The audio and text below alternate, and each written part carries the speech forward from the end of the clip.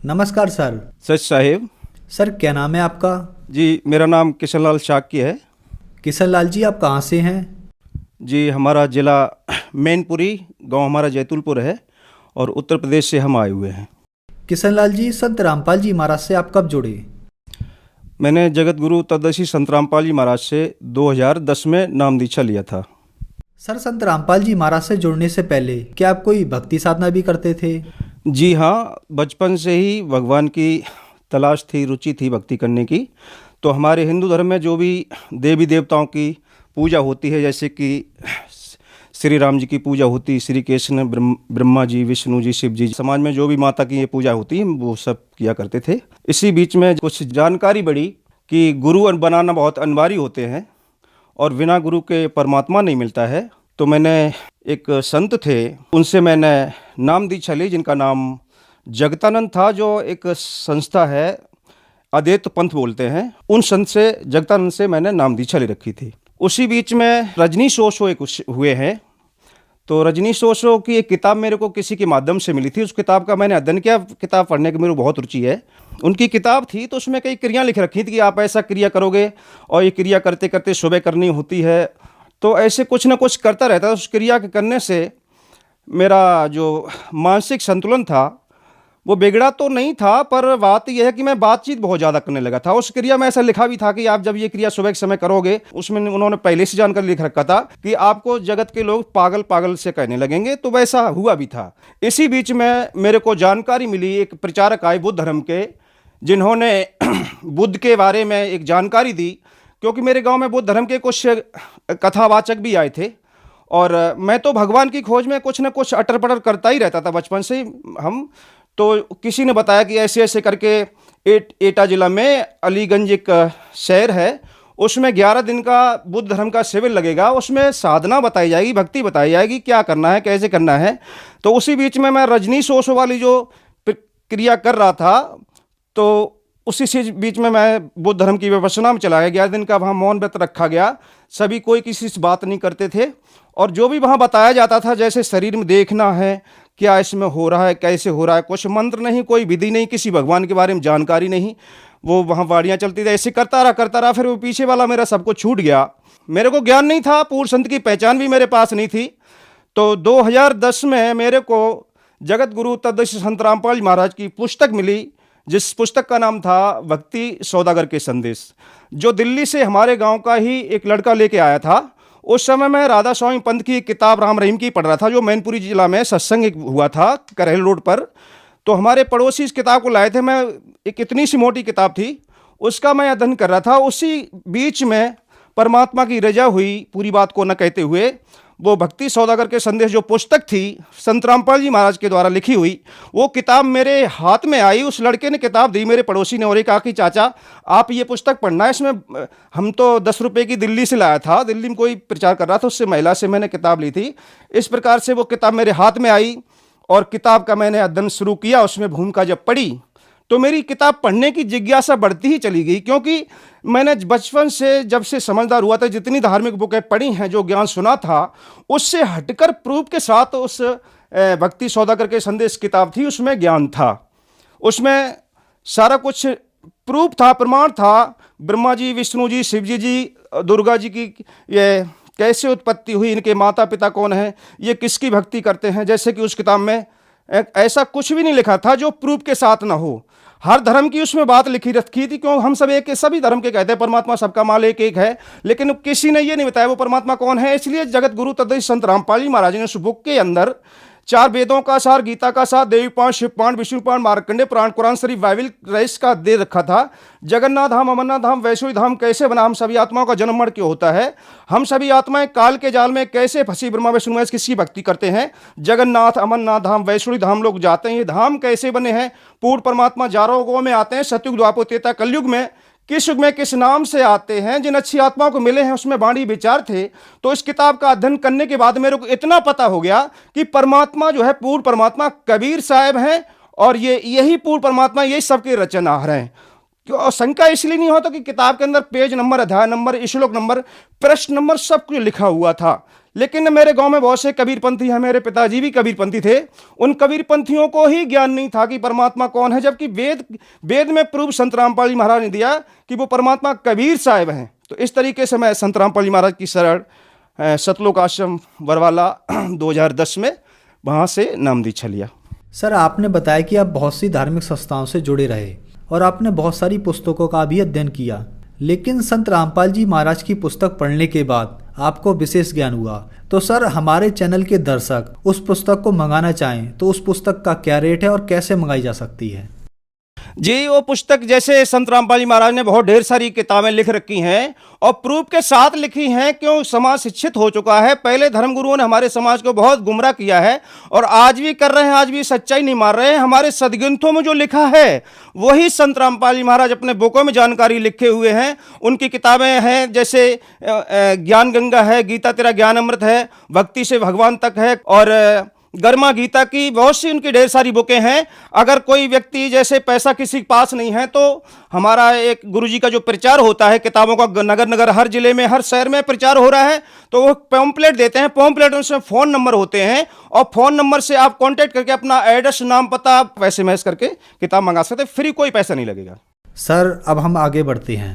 संत रामपाल जी महाराज से नाम दीक्षा लेने के बाद क्या आपको कुछ लाभ भी प्राप्त हुए?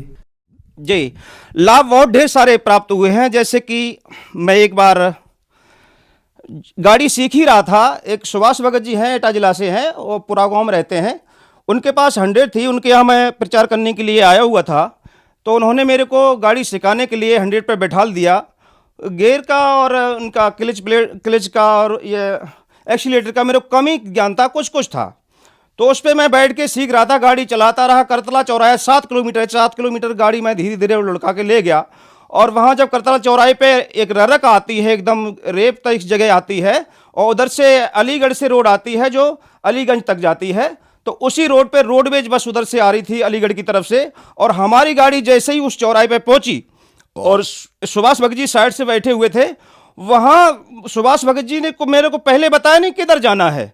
मैं समझा सीधा जाना है। उन्होंने उसी समय मेरे बोला, अरे किधर गाड़ी ले जा रहे हो, क्या कर रहे हो, ऐसे बोल दिया। तो मेरा दिमाग डिस्टर्ब हो गया और मैंने कुछ भी नहीं समझ पाया कि हम क्या करें, कैसे करें। तब तक वो ररक आ गई, गाड़ी उस पर रखती ही चली गई और मैंने ना ब्रेक लगा पाया ना कुछ भी। परमात्मा जाने कैसे जगत गुरु तद संत रामपाल जी महाराज की कृपा से वहाँ हमारा एक्सीडेंट, मौत टाल ली परमात्मा ने। क्योंकि वो बस जो इतनी स्पीड में थी, रोडवेज बस चौराहे पे भी, और उसने बस वाले ने तुरंत साइड से बस अपनी काट ली और हमारा एक विलस्त का फैसला रह गया था एक्सीडेंट होने का। तो ऐसे करके परमात्मा ने पहले मेरे को ये लाभ दिया। दूसरा लाभ, मैं खुद परमात्मा की दया से आज ड्राइविंग करता हूँ, ओमनी को चलाता हूँ। तो एक बार कई महिलाएं और बच्चे गाड़ी में बैठे हुए थे, किसी बच्चे की बाजू टूट गई थी। तो शाम का समय था, हम गाड़ी चलाते हुए जा रहे थे और रास्ते में साइकिल वाले ने रोड क्रॉस कर दिया मेरी गाड़ी के आगे से।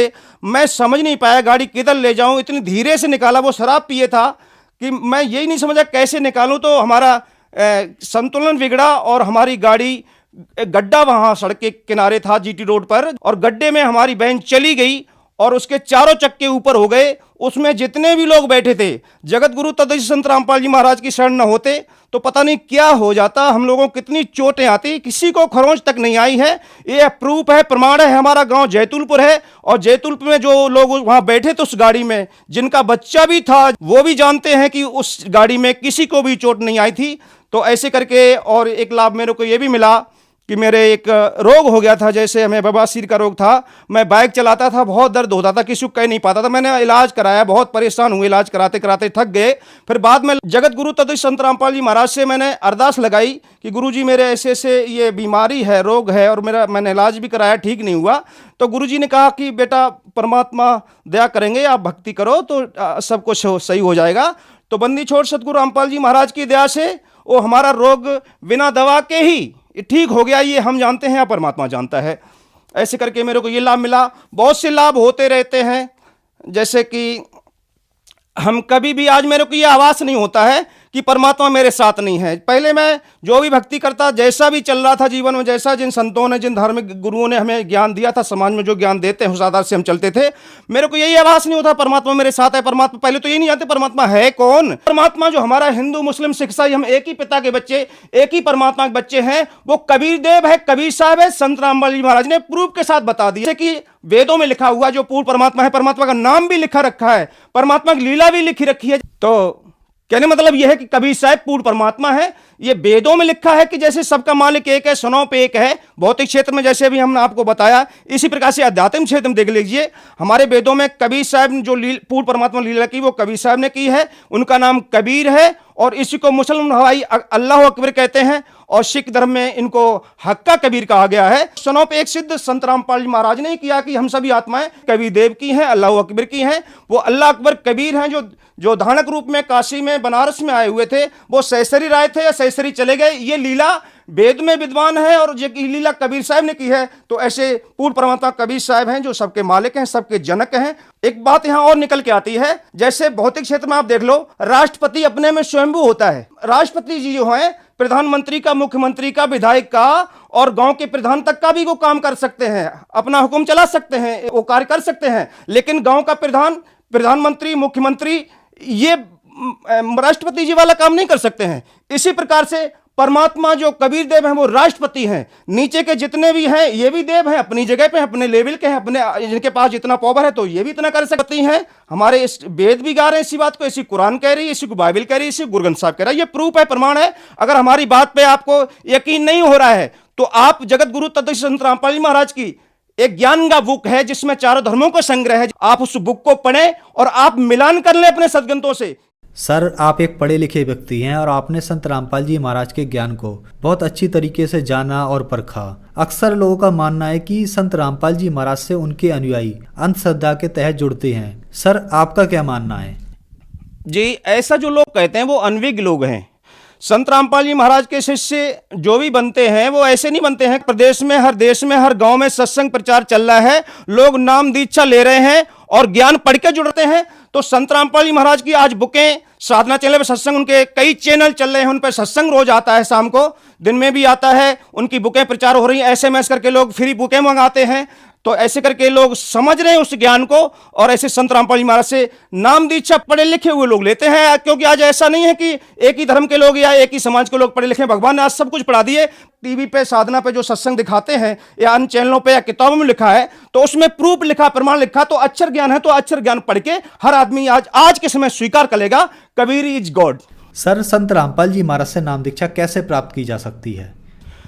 संत रामपाल जी महाराज से नाम दीक्षा, जैसे कि साधना चैनल पर सत्संग गुरु जी का शाम को 7:30 बजे रोज आता है शाम को, और साधना चैनल पे भी नीचे पट्टी चलती है, तो उस पर भी संत रामपाल जी महाराज के से नाम दीक्षा लेने के लिए आप कांटेक्ट करें और ऐसे करके आपको बता दिया जाएगा किस जिले में कहाँ सत्संग चलता है, कहाँ नाम दीक्षा लेनी है। ऐसे आपको सारी जानकारी मिल जाएगी। धन्यवाद।